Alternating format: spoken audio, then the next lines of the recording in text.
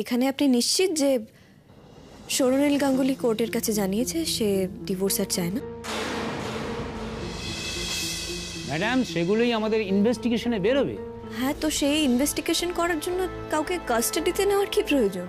আর আমি এটাও বুঝতে পারছি না যে আপনারা যে কেসটা নিয়ে নিয়েছেন অলরেডি, কেসটা আপনাদের আইনে ভ্যালিড তো? মিস ময়ূরী রায় তার বোনের স্বামীর সঙ্গে স্বেচ্ছায় একটি সম্পর্কে জড়িয়ে একটা জটিলতা সৃষ্টি করে এখন সেই অবস্থার অ্যাডভান্টেজ নিতে চাইছে। এক মিনিট, আপনার নিজের বোনের স্বামী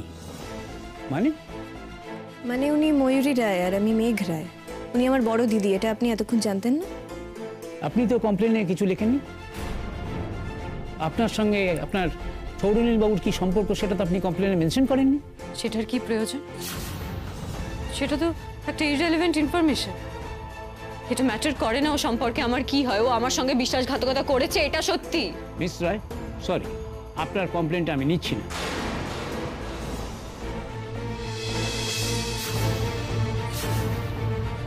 due to suppression of fact আপনি প্রয়োজনে হায়ার অথরিটির কাছে যান, আদালতে যান। আপনি আমার অফিসটা আপনার নিজের স্বার্থ সিদ্ধির জন্য ব্যবহার করেছেন। এর জন্য আপনার এগেনস্টে আমি চার্জ জানতে পারি। আর আপনার দেওয়া ভিডিওটা সত্যি কি মিথ্যে সেটা আমরা পরীক্ষা করব। স্যার, আপনি কিন্তু আমাকে জাস্টিস দিচ্ছেন না, আপনি আমার সঙ্গে অন্যায় করছেন। ম্যাডাম, আমার কাছে জাস্টিস দেওয়া নয়, আমি রুল বুক ফলো করি, আমি আইনের রক্ষক। হ্যাঁ, আমি নিয়মের বাইরে গিয়েও আপনাকে সাহায্য করার চেষ্টা করেছিলাম আপনাকে সৎ ভেবেছিলাম। আরও অনেক মেয়ের মতো আপনিও ঠকেছেন একজন পুরুষের কাছে। কিন্তু আপনি যেটা করলেন সেটা এদের বিরুদ্ধে শুধু অন্যায় করলেন তা কিন্তু নয়, আপনি আরও অনেক মেয়ের বিরুদ্ধে অন্যায় করলেন। সত্যি সত্যি যে মেয়েরা এক্সপ্লয়েটেড হয়, ভিক্টিমাইজ হয়, তাদের কেউ এসে কমপ্লেন করলে আমি এবার সতর্ক হয়ে এগোবো। স্যার, আপনি যদি কমপ্লেনটা নাই নিয়ে থাকেন তাহলে সৌরনীল গাঙ্গুলি নিশ্চয়ই ডিটেন্ড হওয়ার প্রশ্ন আসে না। না, thanks Mrs Ganguly, I am sorry for everything. মেঘ এক মিনিট। লজ্জা করে না তোমার নীল? লজ্জা করে না? একবার মেঘ, একবার ময়ূরী। পৃথিবীর সব থেকে বড় হিপোক্রিট হচ্ছে তুমি নীল। আমি সত্যিই জানি না এই পৃথিবীতে হিপোক্রিটদের কোনো শাস্তি হয় না কেন। হলে সব থেকে বড় শাস্তি তোমার হওয়া উচিত। তোমার মতো হিপোক্রিটের শাস্তি হওয়া উচিত, হওয়ার দরকার। সরে যাও ময়ূরী, জাস্ট সরে যাও। তোমার সাথে কথা বলার কোনো প্রবৃত্তি আমার নেই। কি করবো আমি সরে গেলে? যেই মেঘ তোমাকে ওর কড়ি আঙুলে নাচাচ্ছে তার পেছন পেছন ছুটে যাবে? ও তোমাকে করুণা করে চলে গেল। কোথায় গেল ভেবে দেখেছো একবারও? ভেবে দেখেছো ও কোথায় গেল? ও জিষ্ণুর কাছে গেল। কখনো ওকে আর জিষ্ণুকে একসঙ্গে দেখেছো? ওদের দুজনকে একসঙ্গে ভালোভাবে দেখেছো? ওরা দুজন যখন একসঙ্গে গান গায় তখন দেখেছো ওদেরকে? ওরা একে অপরের দিকে কিভাবে তাকায় সেটা দেখেছো? সেখানে তুমি কোথায় নেই?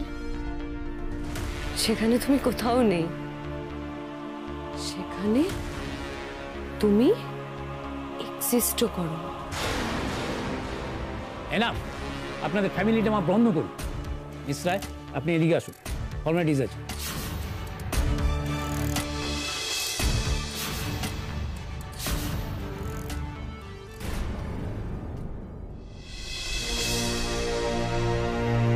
কি হয়েছে বাবা?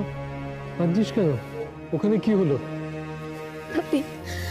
তুমি বাড়ি চলো, আমি এখানে আর থাকবো না। বাড়ি যাবো, কিন্তু কি হলো ওখানে?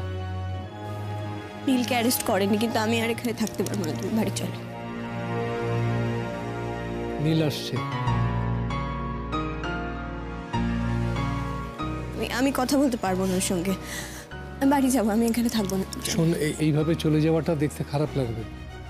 ও কিছু যদি বলতে চায় তো শোন, কি বলতে চায় সেটা শুনে নে। আমার কিচ্ছু শোনার বা জানার আর বাকি নেই বাপি। আমি আর পারবো না এখানে থাকতে। দেখো, তোমার থাকার হলে তুমি থাকো, আমি চলে যাচ্ছি। আমি এখানে থাকতে পারবো না আর। মেঘ, নীল, আমার কথা বলার একদম সময় নেই, আমার একটু তাড়া আছে। হ্যাঁ আমি জানি তোমার তাড়া আছে, বিশ্বাস করো আমি বেশি সময় নেব না। তোমার কথাটা জাস্ট শোনো। নীল, আমার একদমই সময় নেই, বিশ্বাস করো। আর এরকম রাস্তায় দাঁড়িয়ে সিন ক্রিয়েট তুমি করবে না, আমার এসব পছন্দ না। বাপি চলো। আমি কোনো সিন ক্রিয়েট করতে চাই না মেঘ, আমি জাস্ট দুটো কথা বলতে চাই তোমার সঙ্গে। Please Megh, I need to talk to you. But I don't. Bapi তুমি চলো, আমি গেলাম। আঙ্কেল প্লিজ আপনি ওকে একটু বলুন না আমার সঙ্গে 2 মিনিট কথা বলতে। আপনি বিশ্বাস করুন আমি ওকে ডিস্টার্ব করবো না, সত্যি বলছি করবো না। আপনি একটু একবারে নীল, এটা ঠিক সময় নয়।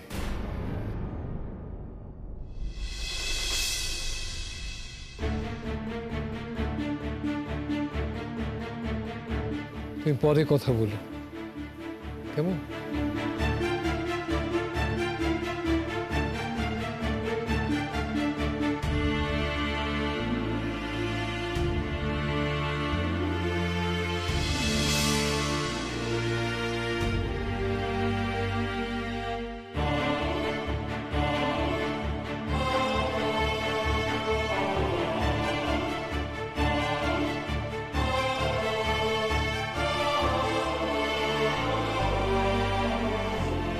মেঘ চলে গেল না,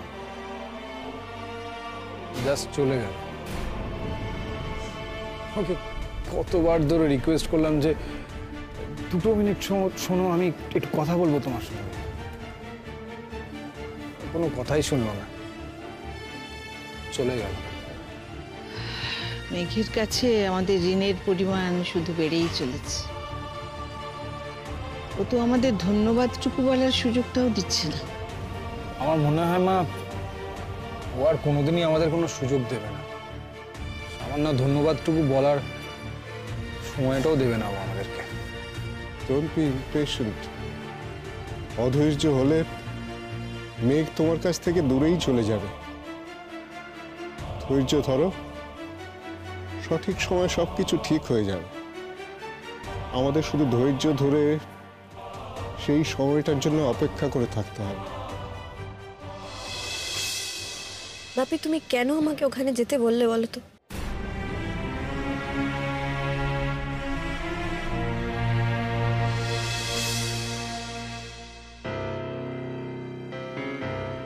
হ্যাঁ বাপি বলো।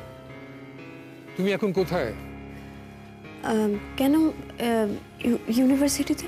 তুমি কি কিছু শোনোনি না জানো না? বাপি আমি নীলকে যখন অ্যারেস্ট করে নিয়ে গেল তুমি তো ছিলে ওখানে, তুমি এখনো ওখানে বসে আছো? বাপি আমি মেঘ, ময়ূরী আবার একটা বাড়াবাড়ি করেছে, নীলকে বিপদে ফেলতে চাইছে। এই সময় নীলের পাশে থাকাটা তোমার অত্যন্ত জরুরি। কিন্তু তুমি এত কিছু জানলে কি করে? এই সমস্ত খবর চাপা থাকে না মেঘ।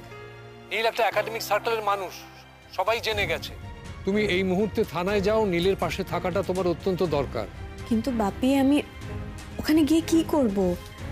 দিদিভাই নীলের ব্যাপারে একটা কমপ্লেন করেছে, আর দিদিভাইয়ের কাছে যথেষ্ট স্ট্রং এভিডেন্স আছে, সেখানে আমি গিয়ে কি করতে পারি? তো ভিডিওটার কথা বলছো তো, তুমি ওই ভিডিওটাতে বিশ্বাস করো? আজকে যদি তুমি নীলের পাশে না দাঁড়াও, ভবিষ্যতে কিন্তু আফসোসের সীমা থাকবে না। কিন্তু বাপি ওখানে আমার যাওয়াটা যথেষ্ট অসম্মানের। তুমি যদি সেটাই ভাবো তাহলে যেটা মনে হয় সেটা করো। আমার যেটা মনে হয় সেটা তোমাকে বললাম।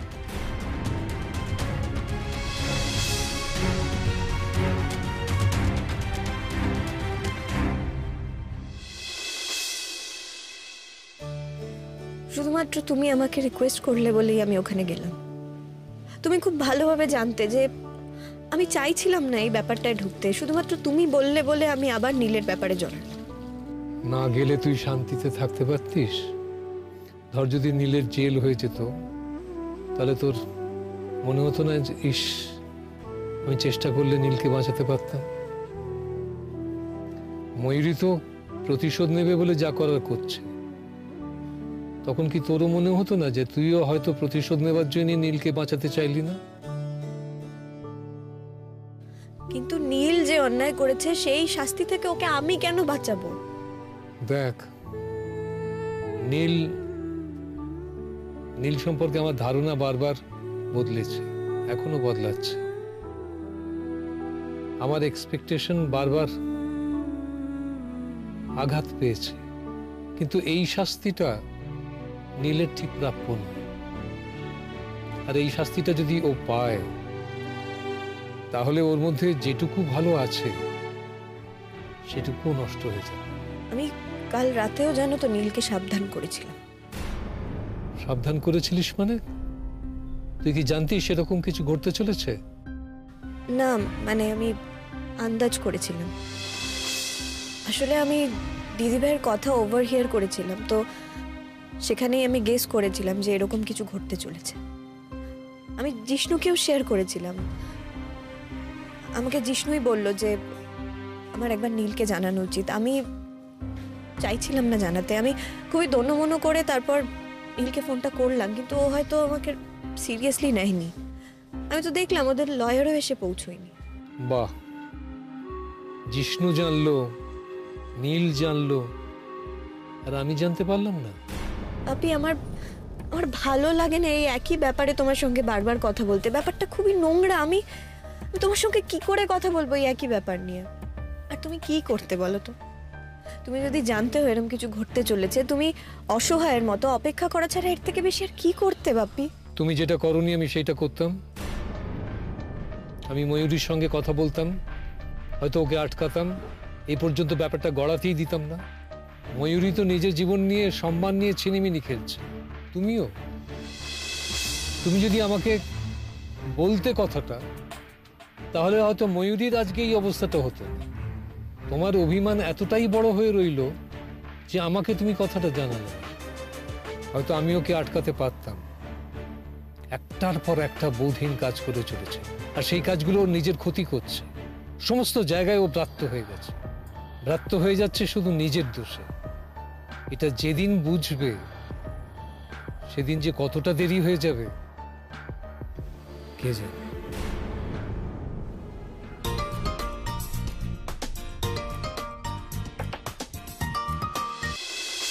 হ্যালো, হ্যাঁ হ্যাঁ হ্যাঁ হ্যাঁ হ্যাঁ হ্যাঁ হ্যাঁ, আমি আসছি, রাস্তায় রয়েছি। তুমি ওকে যেতে দিও না, আটকে রেখো। আসছি আমি। এই দাঁড়াও তো, তুমি কি এখান থেকে হেঁটে বাড়ি যেতে পারবে? হ্যাঁ পারবো, কিন্তু তুমি এখন কোথায় যাবে আবার? আমি থানাতে যাব ময়ূরীকে নিয়ে আসতে। থানার এসআই আমাকে ফোন করেছিল, ও আমার পুরনো ছাত্র।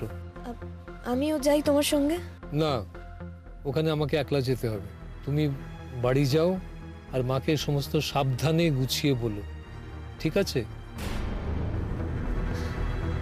পাপি, আই এম রিয়েলি সরি। আমি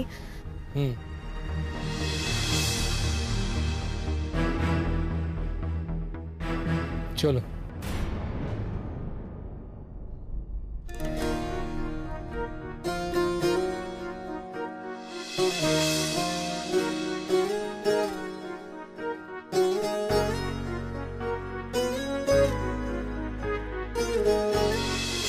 আমি সরুনীল গাঙ্গুলির ওয়াইফ মেঘরা। মেঘ, কিচ্ছু ঘটেনি সে রাতে, কিচ্ছু না। আমি এখন শিওর ময়ূরী সবটা নাটক করেছিল, সব ওর স্কিমিং, সব। Please Megh, I need to talk to you. But I don't. Ah, কি করলে মেঘ?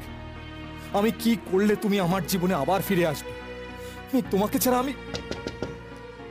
দাদা ভাই, আসবো? আয়।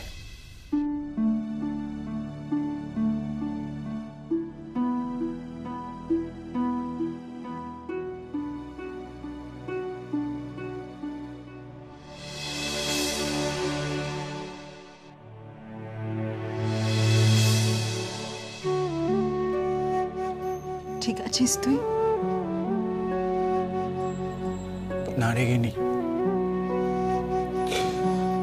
ঠিক নেই। আমি কি করে ঠিক থাকবো বলতো?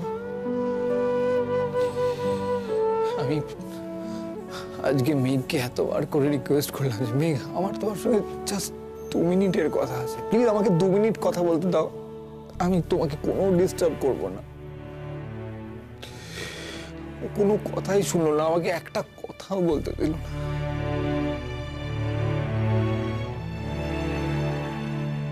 তুই কি বলছিস মেঘ? মা শোনো, আমি না এখন থানা থেকেই আসছি।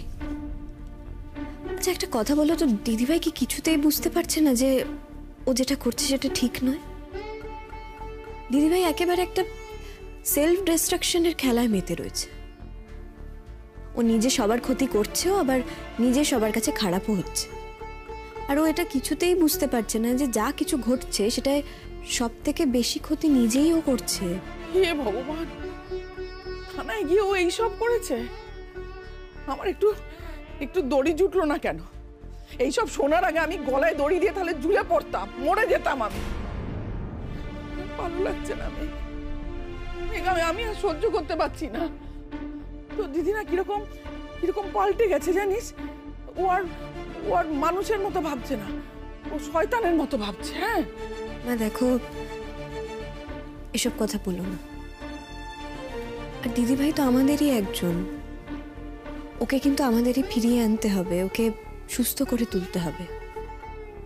আর একা কেউ কিছু কিন্তু করতে পারবে না মা, আমাদের সবাইকে দিদিভাইয়ের ওপর দায়িত্ব নিতে হবে যাতে ও সুস্থ হয়ে ওঠে। একা কিন্তু কেউ কিচ্ছু করতে পারবে না, আমাদের সবাই মিলে একজোট হতে হবে, না হলে কোনো লাভ হয় না মা। কেন মেঘকে আটকাতে পারলি না দাদা ভাই? কেন একবার মেঘের রাস্তা আটকে বলতে পারলি না, মেঘ থ্যাংক ইউ? ওনা ঠিক করে রেখেছিল আমাকে এই সুযোগটা দেবে না, বিশ্বাস কর। আমাদের সবাইকে ঋণী করে রাখবে, এটাও ঠিক করে রেখেছে। আচ্ছা তুই বল না, তুই কোন রকম কৃতজ্ঞতা জানাবার সুযোগ পেয়েছিস? আসনি তো। মাকে দিয়েছে কোনো সুযোগ? নেয়নি তো। আমাদের সবার করা অন্যায়ের এটাই ওর জবাব রে। ওনা ওর মতো করে আমাদের সকলকে ওর কৃতজ্ঞতার নিচে একবারে দম বন্ধ করে রেখে দেবে। আমরা ছটফট করবো, কিছুতে মুক্তি পাবো না। এই যে গিয়ে দেখ, তোর এই মুক্ত জীবন বা আজকে আমার বেঁচে যাওয়া, এই সবটা তো মেঘের জন্য। কিন্তু ও না আমাদেরকে এটার জন্য ধন্যবাদ দিতে দেবে না। আমরা অনুশোচনায় জ্বলে মরব, কিন্তু ও আমাদের কাউকে প্রায়শ্চিত্ত করতে দেবে না। এটাই মেঘের দেওয়া শাস্তি। কিন্তু তুই দেখ গিনি, আমি মেঘের দেওয়া এই শাস্তি মেনে নেব না, কিছুতেই মেনে নেব না। না মানবি না তো দাদা ভাই, কিছুতেই মানবি না। মেঘের মনের ভেতর যে ব্যথার পাহাড় জমে আছে, সেটা তোকে ভাঙতেই হবে দাদা ভাই। আমি ভাঙবই গিনি, যে করে হোক আমি ভাঙবো, তুই দেখে রাখ। ও যতই কঠিন হোক, ও যত শাস্তি দেওয়ার আমাকে দিক, ও কিন্তু নিজেকে লুকিয়ে রাখতে পারেনি।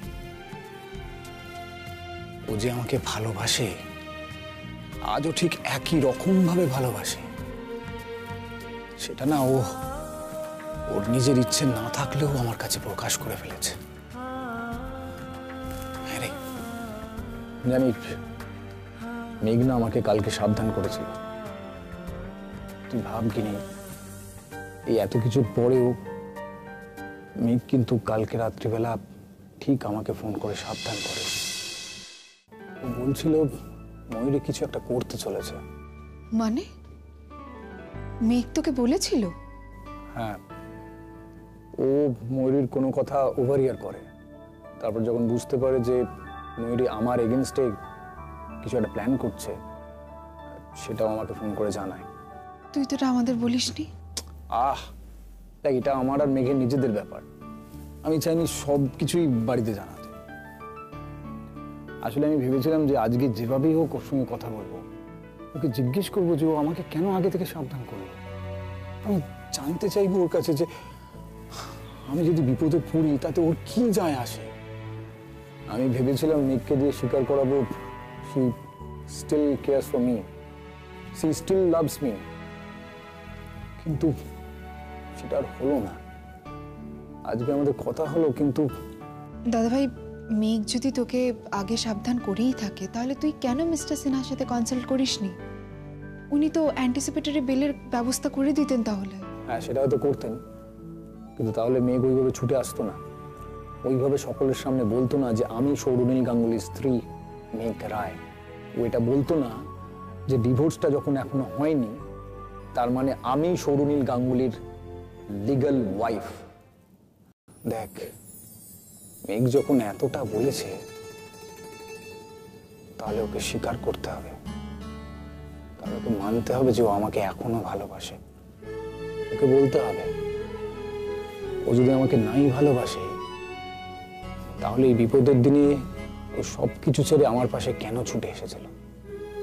দেখ কিনি ওকে দিয়ে আমি সব বলাবো, সব বলাবো। তবে আগেও একটু শান্ত হোক, ওর মাথাটা একটু ঠান্ডা হোক, তারপর মেঘকে বলতেই হবে